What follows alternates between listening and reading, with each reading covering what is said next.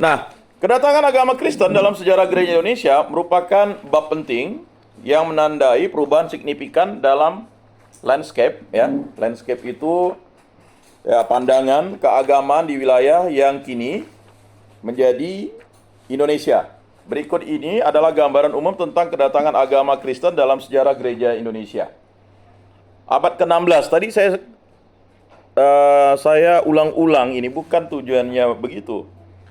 Kedatangan Kristen pertama kali terjadi pada awal abad ke-16. Jadi maksudnya ini misionaris itu benar-benar untuk ke Nusantara itu, benar-benar itu artinya berfokus untuk mewartakan ya tentang Yesus Kristus di Nusantara ini pada abad ke-16 ketika bangsa Portugis dan Spanyol menjelajahi wilayah Asia dan mencapai kepulauan Indonesia. Karena memang Portugis dengan Spanyol ini negara bertetangga. Ya. Jadi kalau misalnya Spanyol tuh tahu daerah itu, nanti Portugis ke situ juga, ya kan? Nah, bahkan mereka lah yang paling banyak menjelajah, ya. Kita tahu kalau misalnya penemu ya benua Amerika itu kan Christopher Columbus. Tapi sebenarnya nama Amerika diambil namanya dari Amerigo Vespucci. Maka disebut Amerika karena dialah yang ya, kalau Columbus itu hanya menemukan. Sedangkan Amerigo itu sudahlah menemukan, dia menuliskan. Tetapi tidak bisa dia juga mencaplok. Karena Columbus itu makanya dia datang ke Amerika, dia pikir dia udah sampai ke India, makanya penduduk lokal disebut Indian begitu. Ya kan? Sedangkan Amerigo Vespucci itu dia menjelajahi seluruh Amerika itu. Makanya Amerika itu dari kata Amerigo itu, ya. Makanya kalau belajar sejarah itu tidak bisa mengasingkan orang yang pertama menemukan. Misalnya saya menemukan batu itu, tapi yang menggambarkan batu itu misalnya Semi. Ya, yang menemukannya saya, tapi yang menggambarkannya adalah Semi. Nah, batu itu bisa disebut nama siapa? Tidak, batu itu. Ya, suka. Ya, begitu. Misalnya penemu mesin diesel, Rudolf Diesel. Mesin uap, James Watt. Jadi ada namanya. Ya, kalau misalnya penemu pokok ada beberapa mesin itu dinamakan menggunakan namanya. Begitu juga dengan ini.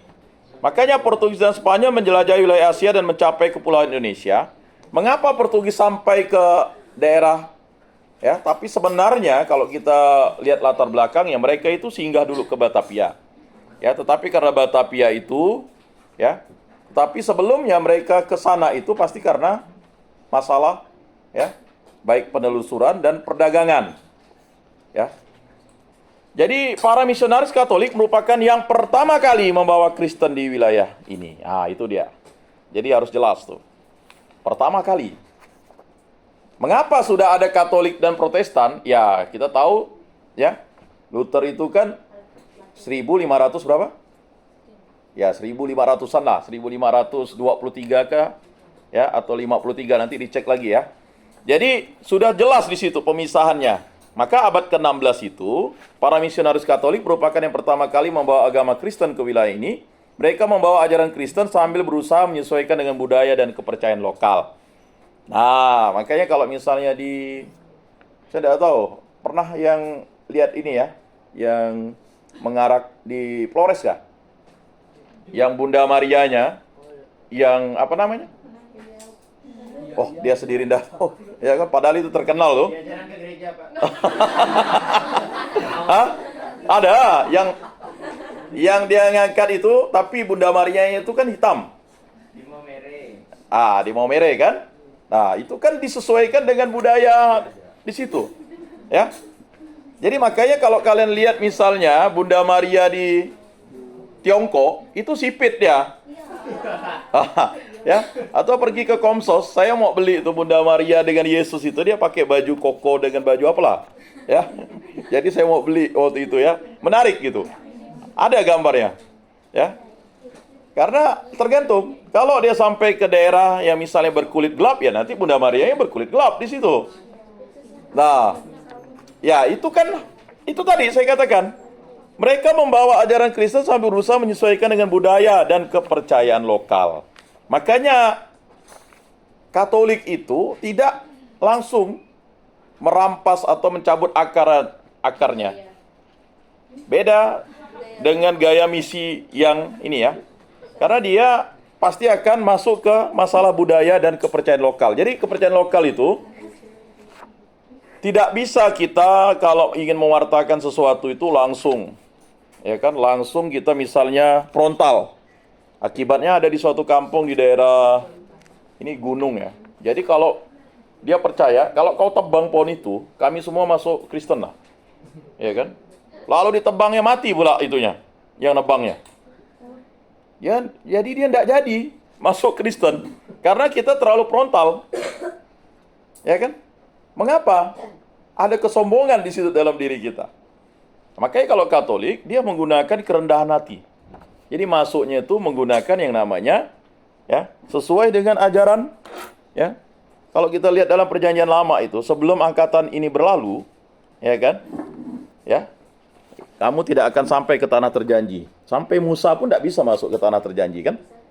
Sehingga yang bisa masuk itu adalah generasi berikutnya. Yosua dan kawan-kawan.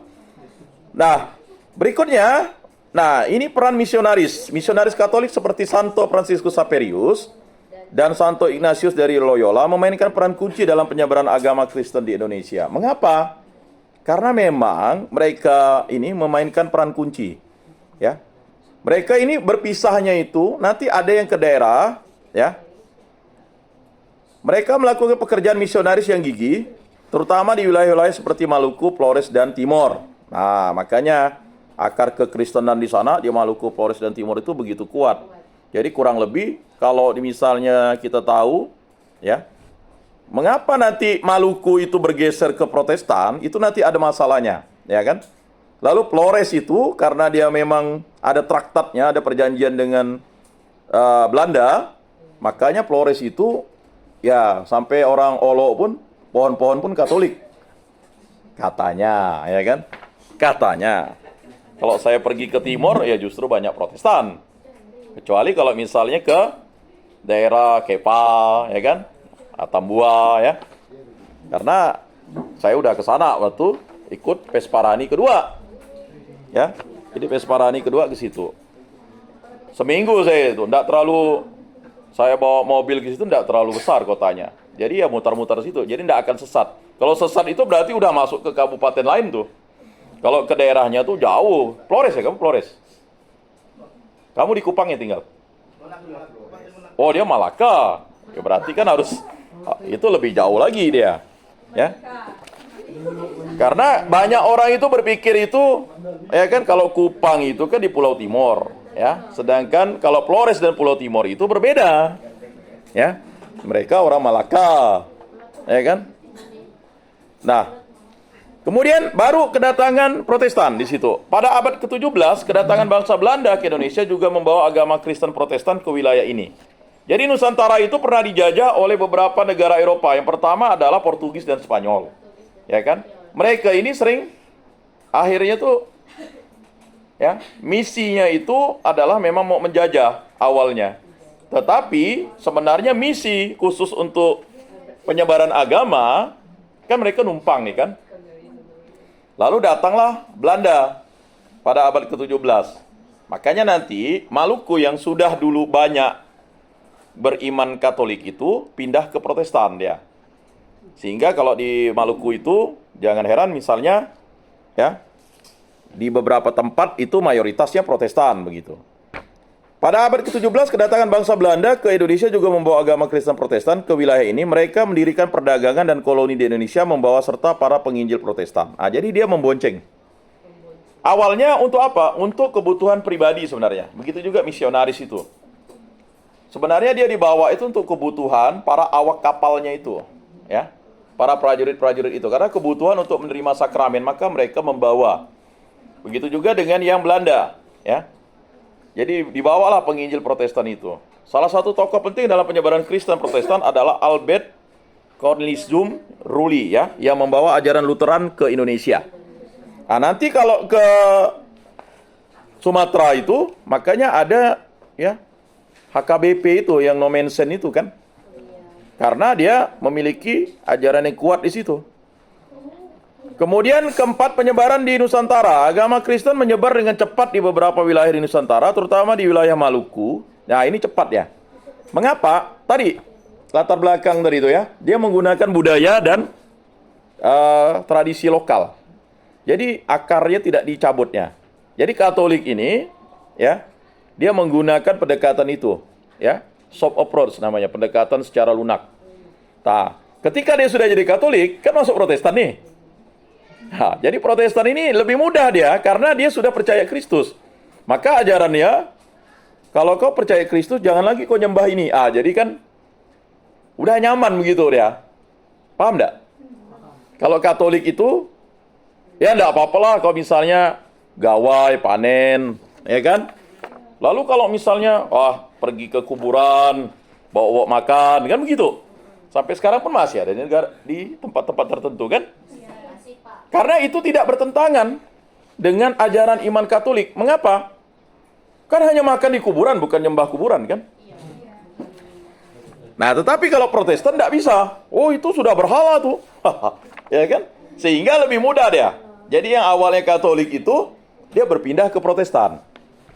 Nah, jadi begitu prosesnya. Ya. Lalu proses penyebaran agama, ya. Jadi para misionaris bekerja sama dengan pengusaha lokal. Nah ini, maka agama Kristen menyebar dengan cepat di beberapa wilayah di Nusantara, terutama di wilayah Maluku, Nusa Tenggara Timur, dan Papua. Ya, sampai ada syariat Kristen di sana kan. Nah, para misionaris bekerja sama dengan pengusaha lokal untuk memperkenalkan agama Kristen dan membangun gereja-gereja. Nah inilah dia. Jadi kalau Belanda ini sistemnya dagang, ya kan. Jadi ketika ada pengusaha lokal di sana, pastilah, ya kan? Karena dia lebih bisa dilayani oleh misionaris Belandanya, makanya mereka ya udahlah masuk Kristennya lah, masuk gereja Protestannya. Makanya mereka lebih banyak ke pengusaha-pengusahanya, pengusaha cengkeh, pengusaha pala ya, dan berbagai macam. Berikutnya kita masuk ke akulturasi dan kontekstualisasi, masih dia ya. Jadi proses penyebaran agama Kristen di Indonesia juga melibatkan akulturasi dan kontekstualisasi ajaran Kristen dengan budaya dan kepercayaan lokal. Ya. Ini termasuk penggunaan bahasa lokal dalam liturgi, adaptasi cerita Alkitab ke dalam budaya lokal, dan penyesuaian praktik keagamaan dengan adat istiadat setempat. Makanya ada cerita-cerita yang mirip kayak cerita penciptaan Adam dan Hawa, ya itu jangan kaget begitu. Itu bisa terjadi. Jadi misalnya neneknya bapak saya ya, dia itu cerita dengan bapak saya, kapan dia tahu agama Kristen. Jadi dia bilang dengan bapak saya waktu kecil dia ngasuh, jangan jadilah orang baik, ya kan. Kalau baik nanti itu, meninggal itu kita pergi, ya kan, ke Saruga katanya. Dia tahu. Jadi sepertinya memang ada misionaris yang datang, tetapi dia tidak bisa lagi punya hubungan di daerah setempat, lalu meninggal di situ. Ya, setelah meninggal di situ, dia kan tidak bisa ngirim surat ke sana. Mau pakai apa ngirim surat kalau udah pergi ke daerah, misalnya ke gunung atau udah ke daerah-daerah terpencil, kan sulit. Atau misalnya di Pauman ya, ada suatu kejadian, mungkin itu semacam cerita rakyat bahwa ada misionaris. Misionarisnya itu waktu itu datang dari Flores katanya. Jadi karena masyarakat di sana tidak mau masuk Kristen, ya udah ditembak katanya. Lalu ditanam di jalan itu. Tapi tidak tercatat namanya. Karena sudah tidak punya kan zaman dulu. Kalau zaman sekarang nyaman ya. Orang tinggal viralkan saja kejadiannya. Kalau sekarang, dulu bagaimana? Nah, kemudian ya, proses penyebaran agama Kristen di Indonesia juga melibatkan akulturasi dan kontekstualisasi ajaran Kristen dengan budaya dan kepercayaan lokal. Ini termasuk penggunaan bahasa lokal dalam liturgi, adaptasi cerita Alkitab ke dalam budaya lokal, dan penyesuaian praktik keagamaan dengan adat istiadat setempat. Yang sudah ada bahasanya itu Bidayuh ya. Jadi Alkitab bahasa Bidayuh, kemudian liturgi bahasa Bidayuh itu di daerah, ya kan, di Singgai, di daerah Kucing itu. Jadi kalau nanti misalnya kalian sempat misalnya studi banding di sana, sampai Alkitabnya pun sudah. Kalau di Kalimantan Barat ini belum bisa. Karena itu tadi saya bilang, persepsinya. Kalau ada orang membaca manuk itu satunya ayam, satunya burung, kan susah. Nanti dia ya, tapi ada usaha ke sana. Ya. Yang sudah ada misalnya Alkitab bahasa Jawa, Alkitab bahasa Madura ada. Ya. Alkitab misalnya, ya enggak tahu kalau bahasa-bahasa itu. Tapi jangankan jauh, misalnya di NTT saja enggak bisa karena bahasanya banyak. Jangan bilang misalnya orang Timor dengan orang Flores lain bahasanya. Jadi enggak mungkin dia disatukan oleh bahasa Indonesia. Ya udah, liturginya pakai bahasa Indonesia saja. Nanti malah membingungkan kan? Nah, begitu juga kecuali untuk bahasa Batak ya. Kalau bahasa Batak ada. Ya karena memang sudah ada ya penyesuaian bahasanya. Bahasa Jawa karena dia ada bahasa tingkat atas, ya, ada bahasa untuk tingkat menengah, ada tingkat bawah. Ya, jadi bahasa itu penting tetapi tidak bisa menyeluruh untuk ya orang-orang yang masuk di situ gitu. Maka kedatangan agama Kristen di Indonesia ya selalu datang dengan menggunakan penyesuaian praktik keagamaan dengan adat istiadat setempat. Berikutnya pengaruh pada masyarakat dan budaya ya. Kedatangan agama Kristen memiliki dampak yang signifikan pada masyarakat dan budaya Indonesia. Selain mempengaruhi kepercayaan dan praktik keagamaan, agama Kristen juga berkontribusi pada pembangunan pendidikan, kesehatan, dan pelayanan sosial di wilayah-wilayah tempat agama ini berkembang. Nah, kita contoh saja di Kalimantan Barat atau di kota Pontianak, ya kan, ada rumah sakit, ada pendidikan, ya, Katolik yang, ya, kemudian ada juga pendidikan yang Kristen Protestan, ya. Kemudian pelayanan sosial, ada panti jompo, ya. Memang kalau panti asuhan kita minim, ya, tapi kalau yang Kristen itu cukup banyak, ya. Kemudian, ya, paling banyak itu pelayanan kesehatan memang. Jadi kalau misalnya pastor dulu turne, ya, dia itu bawa obat-obatan untuk anak-anak. Makanya bapak saya ya tertarik masuk Katolik itu karena pastornya baik. Dia ada bawa permen dari itu. Jadi permennya itu ditaruh di jubahnya itu. Jadi anak-anak itu datang. Wah, mereka lah. Anak-anak itu rebutan lah. Dikasih permen. Permennya yang besar tuh. Ya bukan permen ya, bom-bom kah atau apa. Saya tidak tahu, gula-gula ya. Dibilang lollipop juga bukan katanya. Tidak ada itu ya. Ya pokoknya itulah dia, gula-gula lah. Ya. Mengapa? Karena mereka memang menyediakan itu. Karena untuk datang ke suatu tempat yang paling mudah didekati itu kan anak-anak. Anak-anak itu kan ya simpel. Makanya kalau kalian buat bina iman anak atau sekolah minggu atau apa katekese minggu gembira kan namanya macam-macam tuh. Makanya kalian harus ya sedikit mau mengeluarkan modal. Dia jawab misalnya ya kan betul dikasih ya. terlalu berat ya. Mengapa? Karena anak-anak itu ingat, anak-anak itu seumur umur diingatnya. Kayak bapak saya kan seumur umur diingatnya. Kalau udah besar sekarang dikasih duit, ya kan? Atau ada money politik, ada money iman ya. Ya kan, money religion, enggak lah. Ya, jadi jangan heran dulu.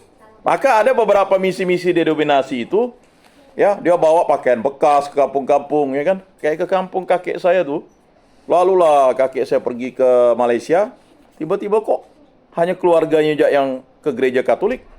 Rupanya, ya, keponaannya bawa pakaian bekas berapa karung tuh. Jadi semuanya kampung, ya kan, sebagiannya pergi ke gereja Protestan. Nah itu terjadi, ya.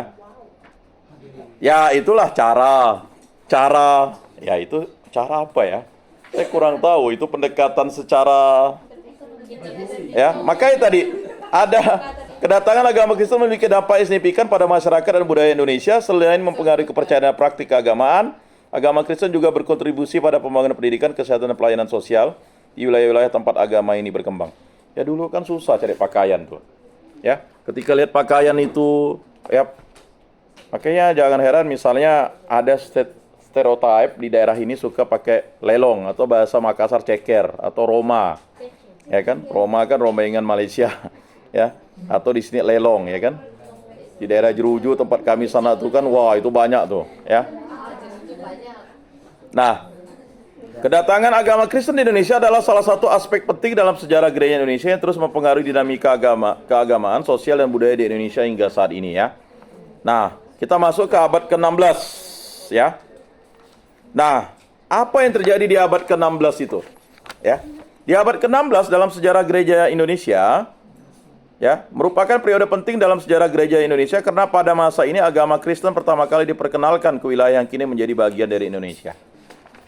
Berikut adalah beberapa peristiwa penting pada abad ke-16 dalam sejarah gereja Indonesia. Yang pertama, kedatangan misionaris Katolik. Pada awal abad ke-16, misionaris Katolik pertama kali tiba di Kepulauan Indonesia. Salah satu misionaris terkenal adalah Santo Franciscus Xaverius. Itu nama orang kudus, nama krisma saya ya. Kami waktu itu satu angkatan FX semuanya. Maka kalau FX itu biasa singkatan dari Franciscus Xaverius. Yang tiba di Maluku pada tahun 1546, dia melakukan misi evangelisasi yang berhasil di wilayah tersebut. Tahun 1546. Ya. Kemudian penyebaran agama Kristen. Kehadiran misionaris Katolik di Maluku membawa agama Kristen untuk pertama kalinya ke wilayah Indonesia. Mereka mendirikan gereja-gereja, mengajarkan ajaran Kristen dan membaptis penduduk setempat. Makanya ada gereja ya Katolik, lalu habis itu menjadi gereja Kristen Protestan. Ya, yang saya pergi ke gereja tua itu. Di situ ada masjid tua juga. Masjid tua itu sejarahnya sudah berpindah 3 kali. Ya, dari gunung pindah ke laut, habis itu pindah ke tempat itu. Nah, ya, maksudnya pindah ke laut itu dekat tepi pantai. Itu mungkin mitosnya begini, dia bisa diangkat memang. Sekarang udah diikat masjidnya, ya kan? Karena masjidnya itu dia bisa diangkat. Dia buat itu, ya. Makanya sudah berpindah 3 kali. Saya sudah ke masjid tua juga di Ambon, ya. Di Maluku ya, tepatnya Maluku. Ya, kemudian ke gereja tua itu ya. Ya, dulu kan rumah itu bisa diangkat. Rumah ini, kalian pernah ke Eropa ya? Ya, pergi ke Eropa lihat di Netflix atau di mana ya. Kalau saya mempelajari sesuatu, contohnya saya mempelajari tahun lalu itu, saya menghabiskan beberapa waktu itu ya untuk, makanya kalau ada itu kita Netflix itu ada bagaimana sih keadaan penjara-penjara di dunia. Penjara-penjara di dunia. Jadi saya menghabiskan berbulan-bulan itu untuk nonton ya, karena kita tidak bisa ke sana kan. Syukur-syukur ada orang yang memilmkan. Atau kalau kita ingin memahami Paulus, coba nonton film Santo Paulus. Ya, walaupun film dokumenternya itu ya sudah visualisasikan secara yang namanya film ya, secara film itu kan pasti menggunakan ya sudut pandang si sutradara. Nah, jadi tinggal kalian lihat di situ. Ya. Kalau kalian mempelajari tentang Musa, ya tinggal nonton saja. Di Netflix itu tinggal kalian cari. Atau kalau enggak di internet sudah ada kali. Atau misalnya kalau kalian mau lihat kisah sengsara Yesus karya Mel Gibson misalnya. Yang karyanya itu pernah diprotes oleh beberapa orang Yahudi ya, karena menganggap ya kan itu dia punya ya kesaksian orang yang menjadi Yesus itu sampai disposisi bahu dan sebagainya ya, aktingnya itu, dan kalian lihat di situ cambuknya itu. Makanya itu yang sering dijadikan semacam bahan permenungan kalau misalnya dalam retret pertobatan. Nah, saudara-saudari, kehadiran misionaris Katolik di Maluku membawa agama Kristen untuk pertama kalinya di wilayah Indonesia.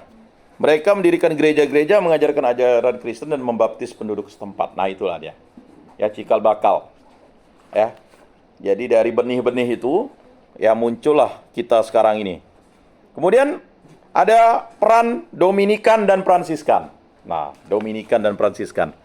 Selain Santo Franciscus Xaverius, para misionaris Dominikan dan Fransiskan juga berperan dalam penyebaran agama Kristen di Indonesia pada abad ke-16. Mereka aktif melakukan misi evangelisasi di wilayah-wilayah yang berbeda di Nusantara. Contohnya seperti kita. Awalnya Jesuit yang datang di Kalimantan Barat nih, ya.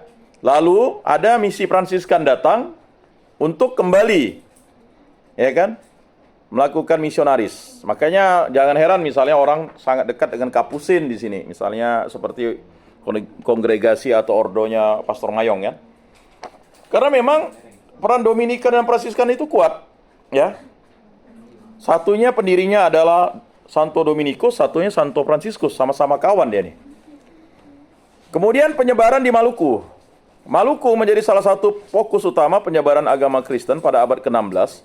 para misionaris Katolik berhasil mendapatkan dukungan dari beberapa raja di Maluku dan mendirikan gereja-gereja serta mendirikan jaringan komunitas Kristen. Nah, makanya jangan heran misalnya kalau kita lihat silsilah Raja Maluku itu dari agama A, dia berpindah menjadi agama Katolik, berpindah menjadi agama Kristen, lalu berpindah lagi menjadi agama yang lainnya karena terjadi yang namanya kalau raja sudah beragama A, semua rakyatnya agamanya A. Misalnya itu terjadi ya. Sistemnya seperti itu. Kemudian 5, berkembangnya awal struktur gereja. Meskipun masih dalam tahap awal, abad ke-16 menyaksikan pembentukan struktur gereja Katolik di wilayah Indonesia. Hal ini termasuk pendirian hierarki gereja dan organisasi gereja lokal. Kemudian ada interaksi dengan budaya lokal. Selama abad ke-16, misionaris Katolik berinteraksi dengan budaya lokal di Indonesia. Mereka menghadapi berbagai tantangan dalam menjalankan misi mereka, termasuk pemahaman terhadap budaya dan tradisi lokal, serta peran spiritual dan keagamaan tradisional dalam masyarakat setempat. Kemudian yang ketujuh, pertumbuhan awal komunitas Kristen. Meskipun masih minoritas, abad ke-16 menyaksikan pertumbuhan awal komunitas Kristen di wilayah Indonesia. Komunitas Kristen berkembang di sejumlah tempat, terutama di Maluku dan sebagian Nusa Tenggara. Sebagian Nusa Tenggara ya. Kan ada Nusa Tenggara Barat, ada Nusa Tenggara Timur. Ya nanti di Nusa Tenggara Timur itulah ya lebih banyak dominan Katoliknya karena memang ada traktat atau perjanjian di mana Portugis itu masih menjajah daerah Nusa Tenggara itu. Kemudian peristiwa-peristiwa ini menandai awal dari perjalanan agama Kristen di Indonesia yang terus berkembang dan berubah dalam berbagai konteks sejarah dan budaya hingga saat ini. Ya, itu kita masuk. Berikutnya kita masuk peran misionaris Katolik dalam sejarah gereja Indonesia. Apa penyebarannya? Ya. Jadi perannya sangat signifikan. Ya. Jadi kita ini perannya signifikan nantinya. Kita ini kan melanjutkan karya misionaris di sekolah-sekolah ataupun di tempat-tempat lembaga-lembaga pendidikan ataupun di tempat kerjaan kita nanti. Jangan sampai kita misalnya kerja di CU, kita yang udah tahu tata perayaan liturgi, misalnya mau misa syukur, lalu kita tidak ambil bagian.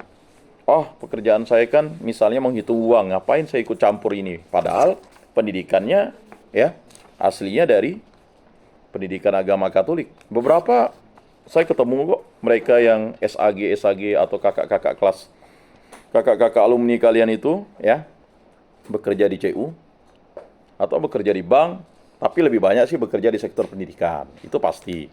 Ya kan? Nah, penyebaran agama Kristen, ya, misionaris Katolik merupakan pionir dalam penyebaran agama Kristen di wilayah yang kini menjadi Indonesia. Jadi pionir dia untuk penyebaran agama Kristen. Mereka memainkan peran kunci dalam membawa ajaran Kristen kepada penduduk pribumi, memperkenalkan konsep iman Kristen dan membaptis orang-orang yang mau menerima ajaran tersebut. Kedua, pembangunan gereja-gereja. Para misionaris Katolik mendirikan gereja-gereja di berbagai wilayah di Indonesia. Mereka membangun tempat ibadah yang menjadi pusat kegiatan rohani dan sosial masyarakat Kristen serta membantu dalam pembentukan komunitas-komunitas Kristen lokal. Yang ketiga, pendidikan dan pengembangan budaya. Selain penyebaran ajaran agama, para misionaris Katolik juga berperan dalam pendidikan dan pengembangan budaya di Indonesia. Mereka mendirikan sekolah-sekolah Katolik, menyebarkan ilmu pengetahuan dan nilai-nilai Kristen serta mendukung perkembangan seni dan budaya lokal. Keempat, pengembangan struktur gereja. Misionaris Katolik turut serta dalam pengembangan struktur gereja di Indonesia. Mereka membentuk hierarki gereja, mendirikan kuskupan-kuskupan, dan membentuk struktur organisasi gereja yang lebih kompleks, yang membantu dalam pengelolaan gereja dan pelayanan pastoral. Ada berapa kuskupan di Indonesia nih? 34 ya? Betul? Nah, cek sendirilah ya.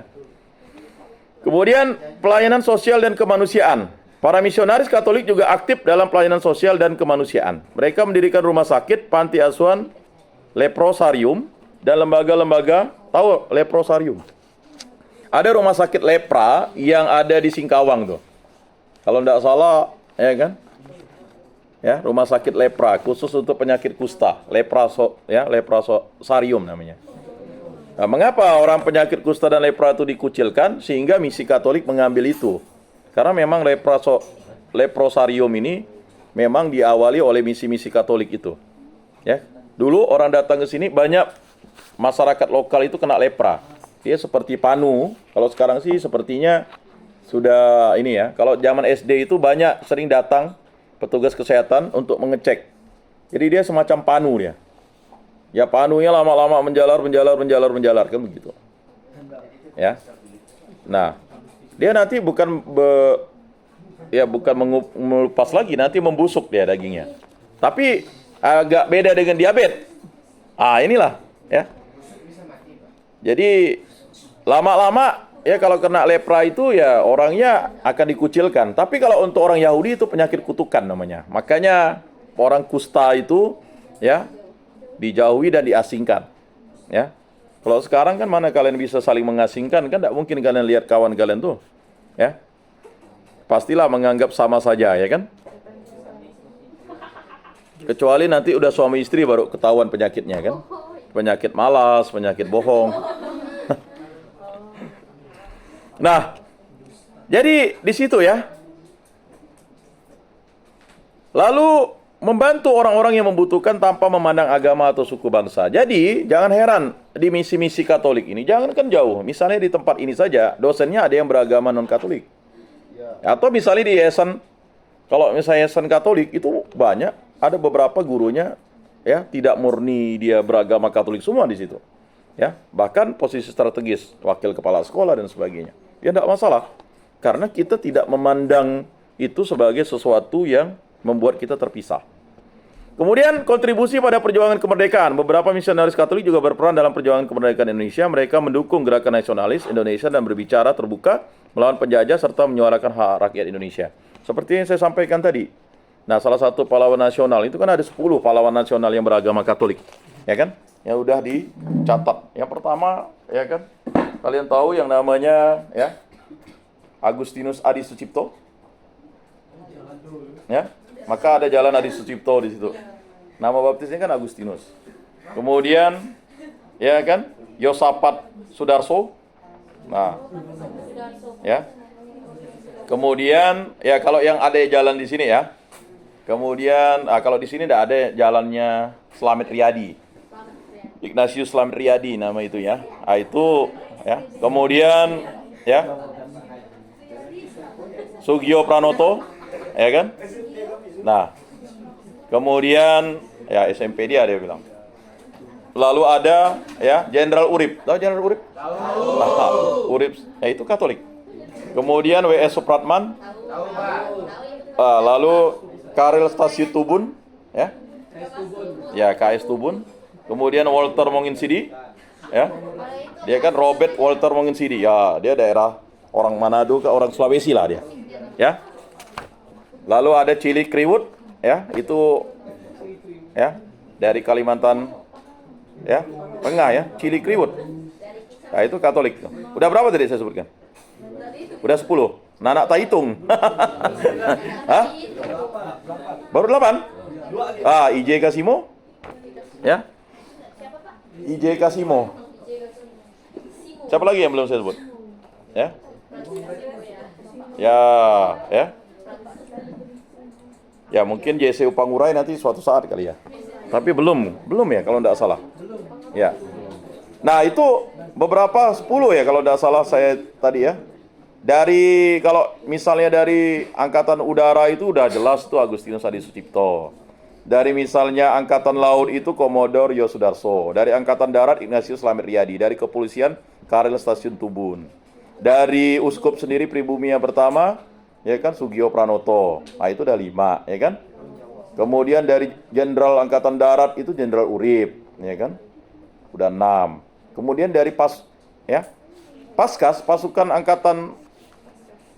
khas Angkatan Udara itu sebenarnya awalnya itu ya itu banyak orang Dayak disuruh jadi terjun payung tuh.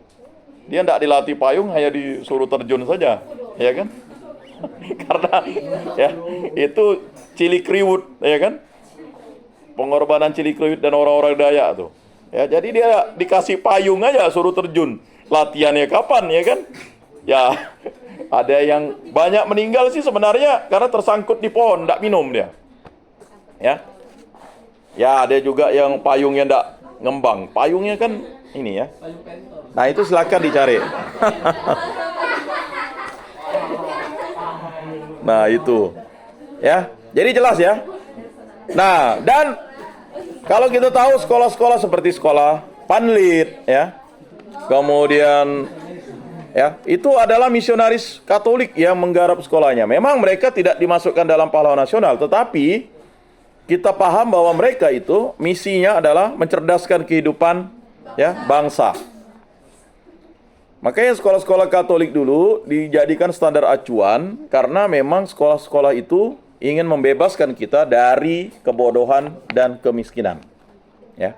Makanya beberapa menteri di kabinet sekarang itu kan banyak dari sekolah Katolik SD atau SMP-nya. Nah, mengapa mereka mendukung gerakan nasionalis Indonesia dan berbicara terbuka melawan penjajah serta menyuarakan hak-hak rakyat Indonesia? Ya.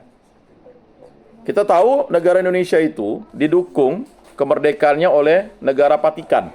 Karena Sugio Pranoto mengirimkan surat kepada Paus waktu itu. Dan ada dokumennya. Ya, salah satu negara yang mendukung kemerdekaan Indonesia itu adalah negara Vatikan.